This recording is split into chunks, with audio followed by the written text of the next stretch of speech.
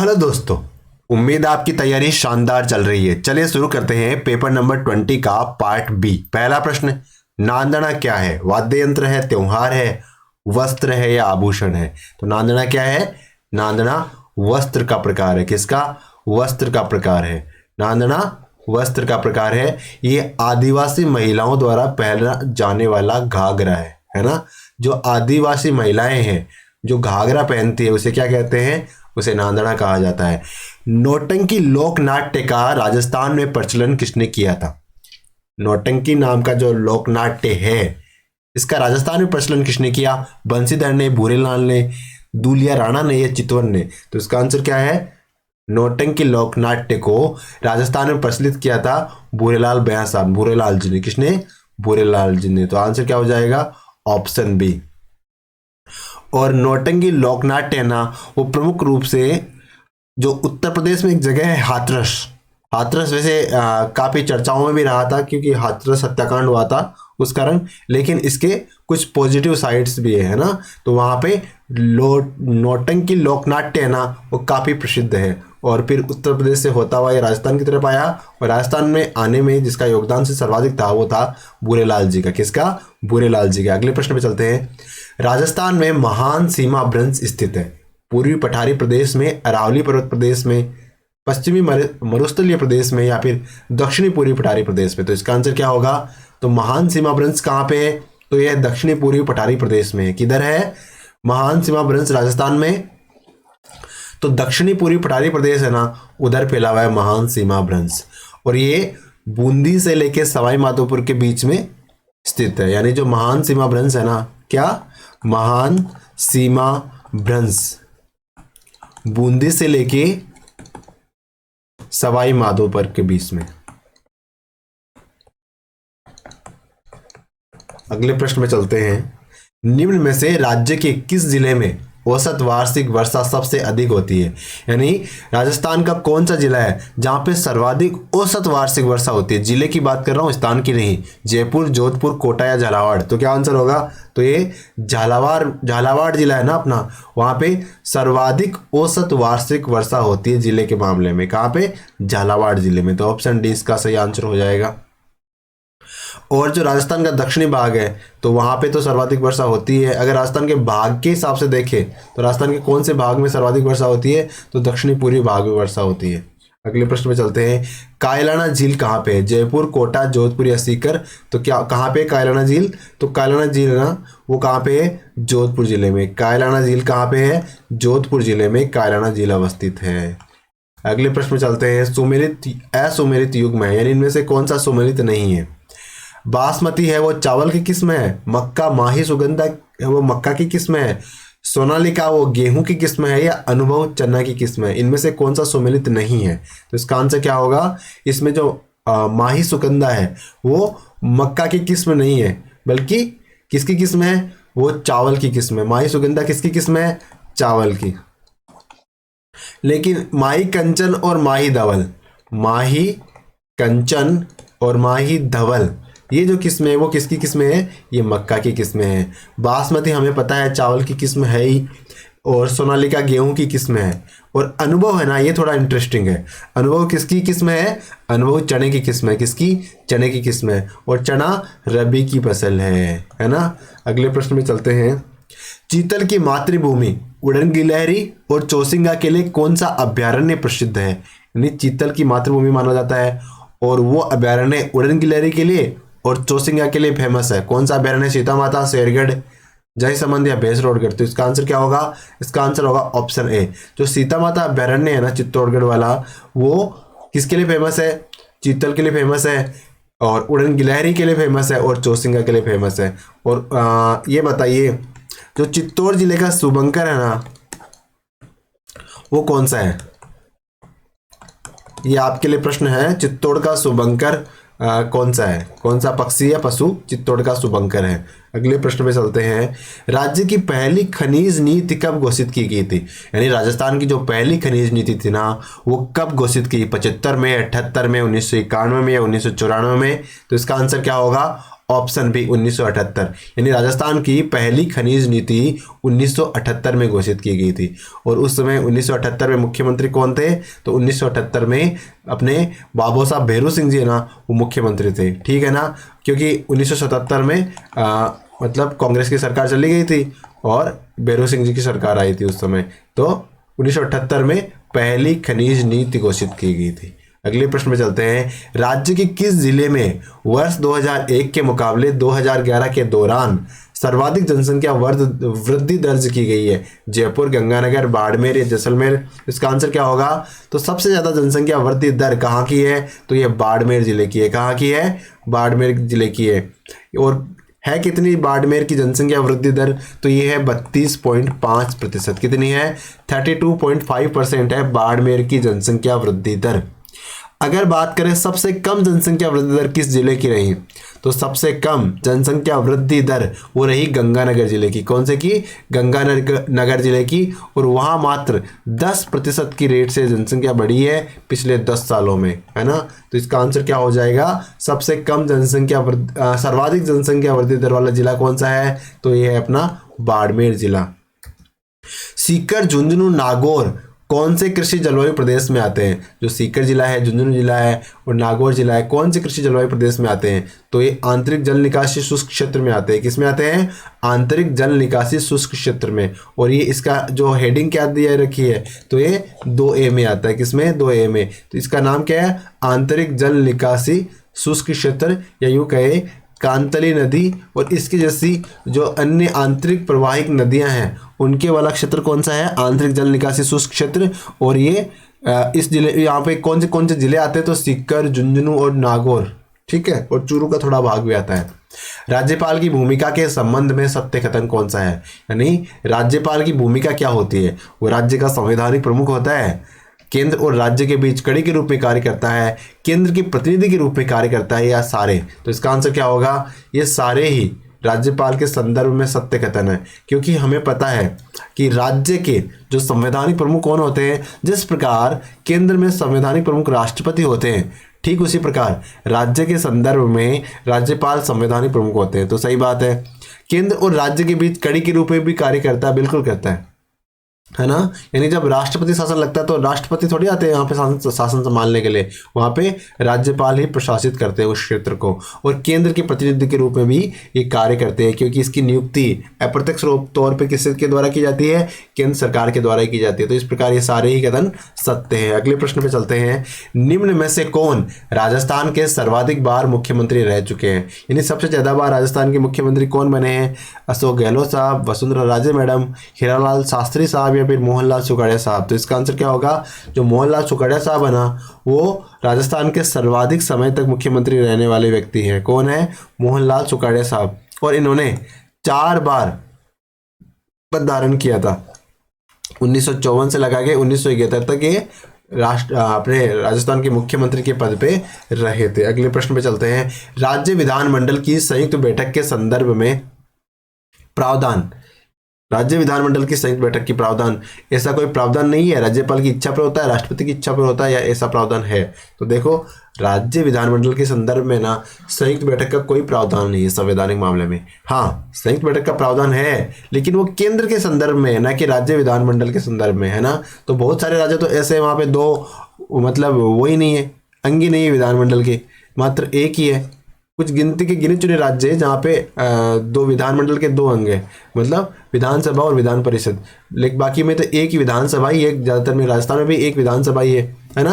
तो वहाँ पे संयुक्त बैठक का प्रावधान नहीं है, लेकिन केंद्र के मामले में संयुक्त बैठक का प्रावधान है। तो क्या कह रखा है कि राज्य विधानमंडल के संदर्भ में कोई प्रावधान है ही नहीं। तो आंसर ऑप्शन ए हो जाएगा। पटवारी की नियुक्ति किसके द्वारा की जाती है? अभी थोड़े दिनों पहले पटवारियों की नियुक्ति हुई थी, तो आपके पास पड़ोस से या फिर आप में से किसी का भी चयन पटवारी के पद पे हो सकता है। तो किसके द्वारा की जाती है? राजस्व मंडल, जिला न्यायाधीश, सचिवालय या जिला कलेक्टर? तो इसका आंसर क्या है? इसका आंसर है ऑप्शन ए, राजस्व मंडल। यानी पटवारी की नियुक्ति किसके द्वारा की जाती है? राजस्व मंडल अजमेर के द्वारा की जाती है। राजस्व मंडल का मुख्यालय कहाँ पे है? राजस्व मंडल का मुख्यालय है अजमेर जिले में। कहाँ पे है? अजमेर जिले में राजस्व मंडल का मुख्यालय है। उच्च न्यायालय के न्यायमूर्ति की सेवानिवृत्ति की आयु होती है, जो हाईकोर्ट है ना उनके जो न्यायमूर्ति होते हैं उनकी सेवानिवृत्ति की आयु क्या होती है, 65 वर्ष, 70 वर्ष, 60 वर्ष या 62 वर्ष। तो कितनी होती है, तो हाईकोर्ट के न्यायमूर्ति की सेवानिवृत्ति की आयु होती है 62 साल। कितनी होती है, 62 ईयर। अगर हम सुप्रीम कोर्ट की बात करें तो उस सुप्रीम कोर्ट के मामले में सुप्रीम कोर्ट के जो न्यायाधीश की सेवानिवृत्ति की आयु कितनी होगी, 65 साल होगी। कितनी होगी, 65 ईयर्स होगी। अगले प्रश्न पे चलते हैं।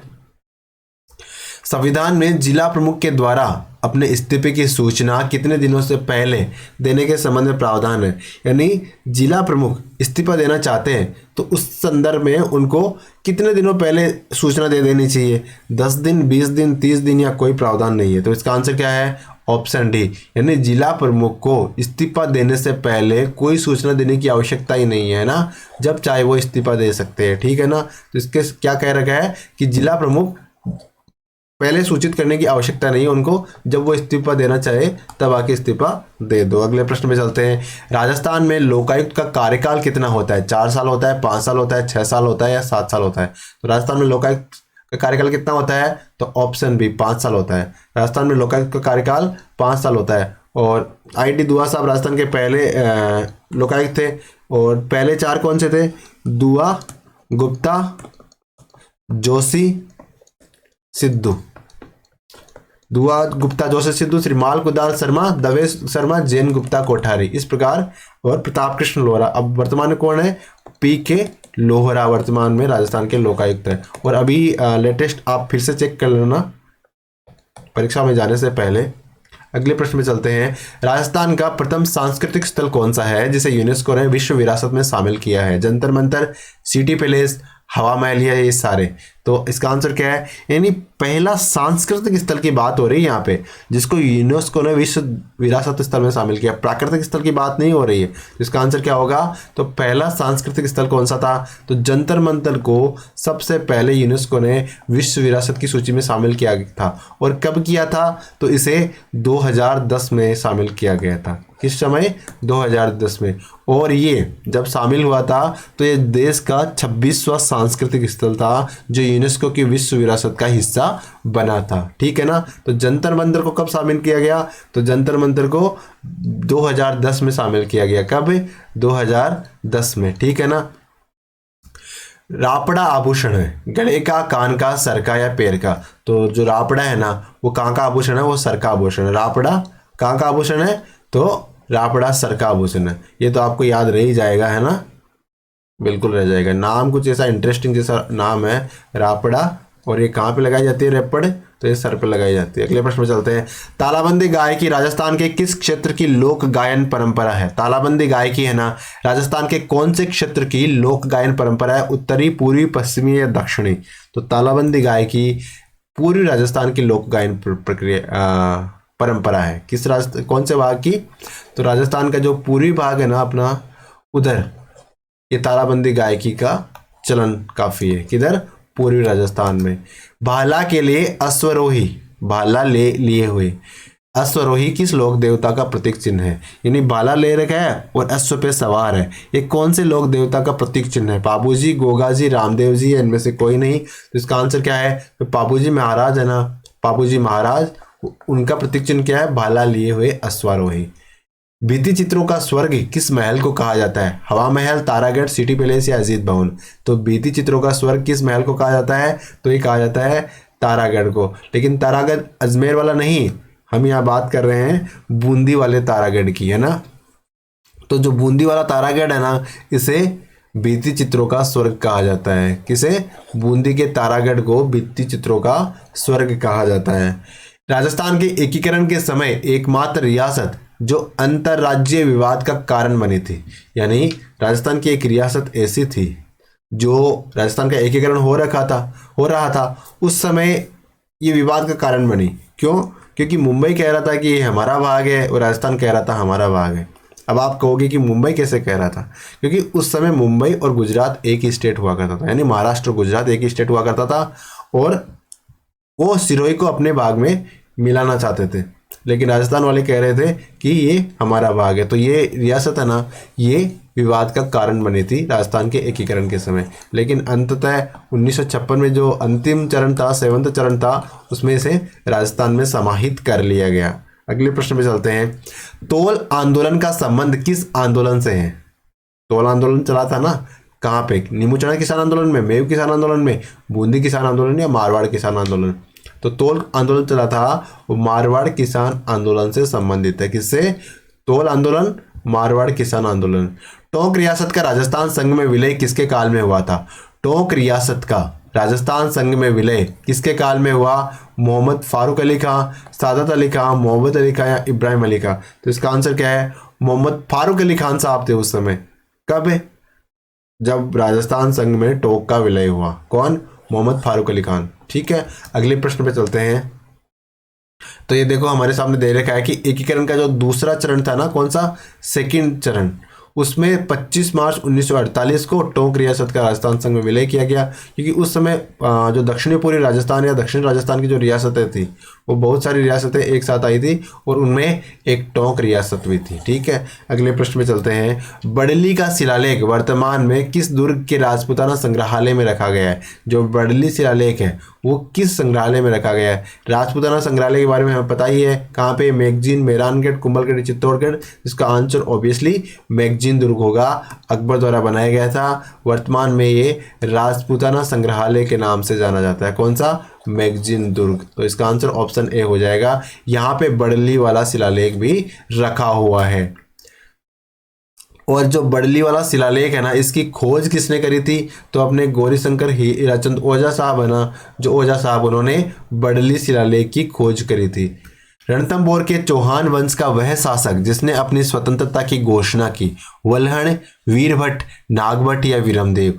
और तो कौन थे वो रणथंभौर के चौहान वंश के पहले शासक जिन्होंने अपनी स्वतंत्रता की घोषणा की? वो बोले मैं किसी पे डिपेंड नहीं हूँ, न मैं किसी का जागीरदार हूँ, मैं अपना राज खुद चलाता हूँ। कौन थे वो? तो वो थे वल्हण साहब। कौन थे?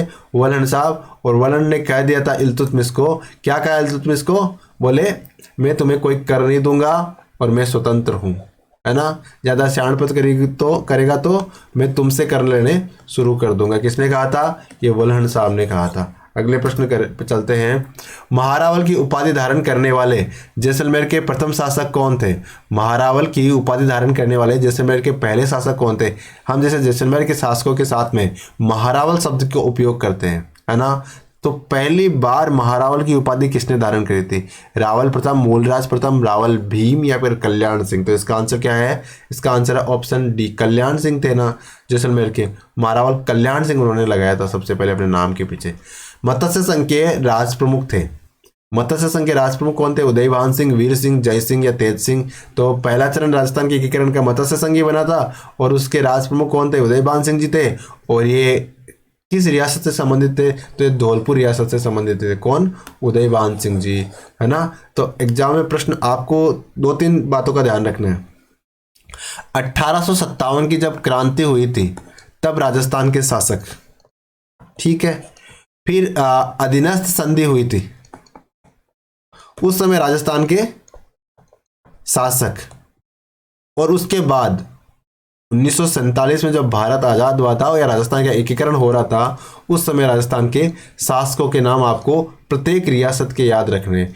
अधीनस्थ वाले आप इंपॉर्टेंट रख सकते हो, लेकिन 1857 और 1947 के संदर्भ में आपको लगभग जो 19 रियासतें उनके सबके ही शासकों के नाम याद रखने। बाकी ठिकानों के नाम भी आपको 2-3 को, जैसे लावा, किशनगढ़, इनका भी याद रख लेना है।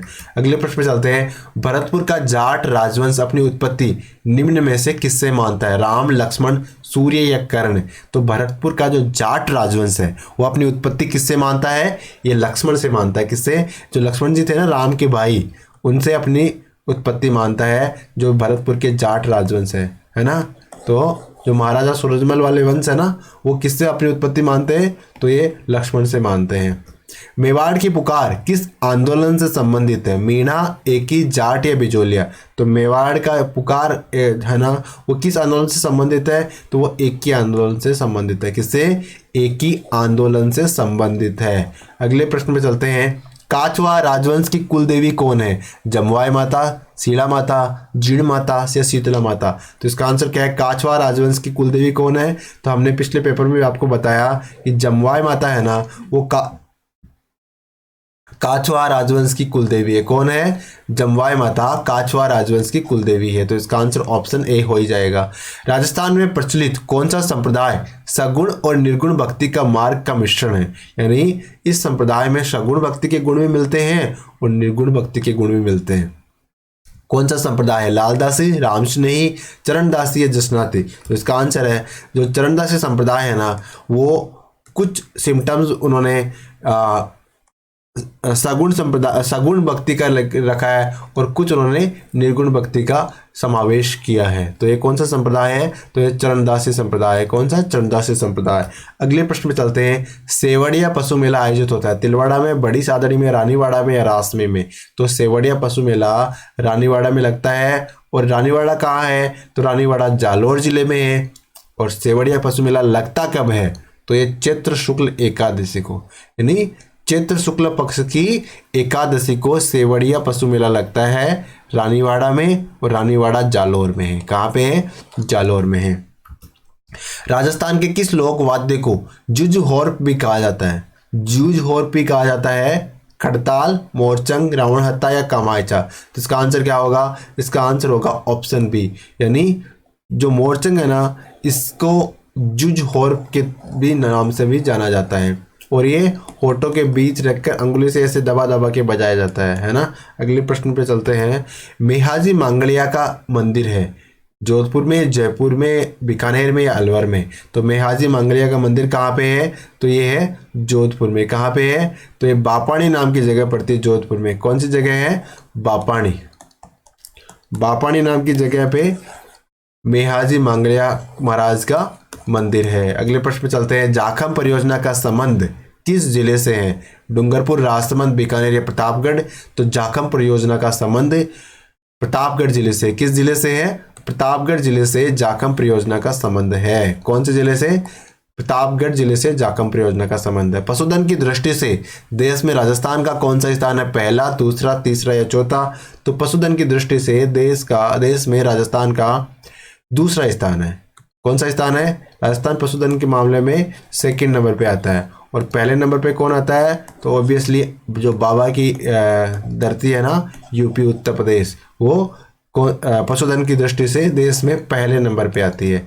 निम्न में से कौन सा खनिज आधारित उद्योग है? संगमरमर, तांबा, जस्ता या ये सभी? तो इसका आंसर क्या होगा? संगमरमर भी, तांबा भी और जस्ता भी, ये सारे ही है ना, ये सारे ही खनिज आधारित उद्योग है। ठीक है ना। तो इसका आंसर ऑप्शन डी हो जाएगा। राज्यपाल को संविधान के किस अनुच्छेद के तहत स्वविवेक की शक्तियां प्राप्त है? यानी कौन से अनुच्छेद के तहत राज्यपाल को स्वविवेक संबंधी शक्तियां प्राप्त है? तो वो है आर्टिकल 163। यानी राज्यपाल को कार्य सहायता करने के लिए मंत्रिपरिषद होगी और उसका प्रधान कौन होगा? मुख्यमंत्री होगा। ठीक है। लेकिन मुख्यमंत्री की नियुक्ति राज्यपाल द्वारा की जाती है और ये कार्य राज्यपाल ना मंत्रिपरिषद की सलाह से नहीं करता, वो अपने स्वविवेक से करता है। तो ये आर्टिकल 163 में कहा गया। किसमें? 163 में। किस अनुच्छेद के तहत राज्य लोक सेवा आयोग के अध्यक्ष को राष्ट्रपति 145 के तहत, जो आर्टिकल 145 है ना, उसके तहत सर्वोच्च न्यायालय से जांच करवाकर पदमुक्त कर सकता है? तो सर्वोच्च न्यायालय से जांच करवा के पदमुक्त करना हो तो आर्टिकल 145 में कहा गया है। लेकिन वो जांच किस अनुच्छेद के तहत होगी? 317, 318, 319 या 320? इसका आंसर क्या है? ऑप्शन ए, यानी आर्टिकल 317 के माध्यम से लोक सेवा आयोग के अध्यक्ष को हटा सकता है। हटाने के लिए अनुच्छेद कौन सा है? 317 है।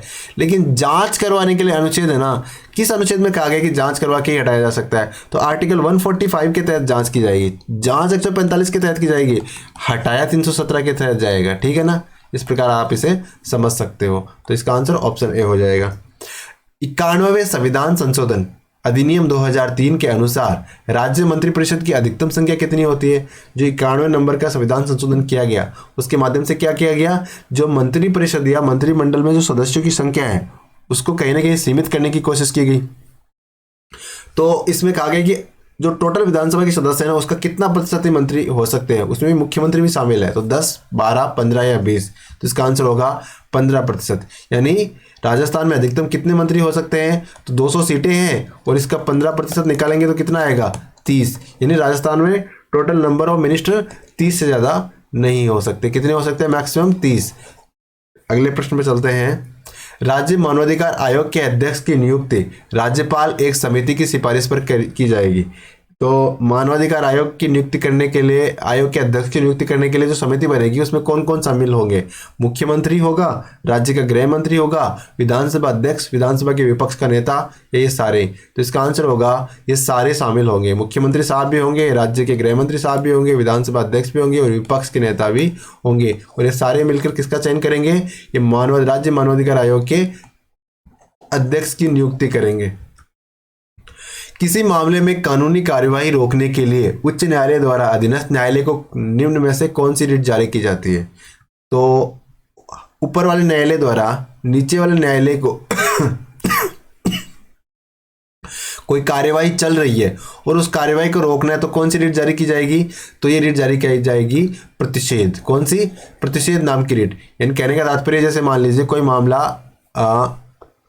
जिला और सत्र न्यायालय में चल रहा है, ठीक है, और हाईकोर्ट को लगता है कि ये यहाँ नहीं चलना चाहिए, तो हाईकोर्ट इसके लिए रिट जारी कर सकता है। कौन सी रिट जारी करेगा, प्रतिषेध नाम की रिट जारी करेगा। और रिट जारी करने संबंधी प्रावधान कौन से अनुच्छेद में संविधान के, तो सुप्रीम कोर्ट के पास तो आर्टिकल 32 के तहत ये प्राप्त है, और जो अपना हाई कोर्ट है उसके पास में आर्टिकल 226 के तहत रिट जारी करने की अधिकारिता है। अगले प्रश्न पे चलते हैं। 2 अक्टूबर 1959 को सबसे पहले कौन से जिले में पंचायती राज व्यवस्था का उद्घाटन किया गया, अजमेर, नागौर, सीकर या झुंझुनू। तो हम सबको पता है जो बगदड़ी गांव नागौर है वहां पे 2 अक्टूबर 1959 को पंडित जवाहरलाल नेहरू द्वारा पंचायती राज व्यवस्था का उद्घाटन किया गया। तो आंसर क्या हो जाएगा, ऑप्शन बी हो जाएगा। किस अनुच्छेद में पंचायतों के लिए वित्त आयोग का प्रावधान है, तो पंचायतों के लिए वित्त आयोग का प्रावधान कौन से अनुच्छेद में, 243I, 243Y, 243F या 243E। तो इसका आंसर क्या होगा, आंसर होगा 43I। यानी 243I नंबर का जो अनुच्छेद है ना उसमें वित्त आयोग का प्रावधान है। अगर हिंदी में क्या कहेंगे तो 243 क्लोज है ना। और जो नगरीय निकायों से संबंधित वित्त आयोग है ना वो किस में है, 243Y। तो आप इसे कैसे याद करोगे, 243I और Y है ना, इसमें किससे संबंधित प्रावधान है, वित्त आयोग से, ठीक है ना। अगले प्रश्न पे चलते हैं। आभानेरी का राजौरगढ़ के आभानारी और राजौरगढ़ के कलात्मक वैभव किस काल के, गुर्जर प्रतिहार काल के, राठौड़ काल के, चौहान काल के, सारी जगह के। इसका आंसर क्या होगा, आभानेरी दौसा है ना और राजौरगढ़, यहाँ के जो कलात्मक वैभव है वो किस काल के हैं, तो ये है गुर्जर प्रतिहार काल के। किस काल के हैं, गुर्जर प्रतिहार काल के हैं। अगले प्रश्न पे चलते हैं। जयसिंहपुरा कांड के समय स्थानीय ठिकानेदार कौन था, जब जयसिंहपुरा कांड हुआ था उस समय वहां का ठिकानेदार कौन था, ईश्वरी सिंह, मान सिंह, सज्जन सिंह या मोहन सिंह। तो इसका आंसर है ऑप्शन ए, यानी जयसिंहपुरा कांड के समय ठिकानेदार था ईश्वरी सिंह है ना, वहां ठिकानेदार था।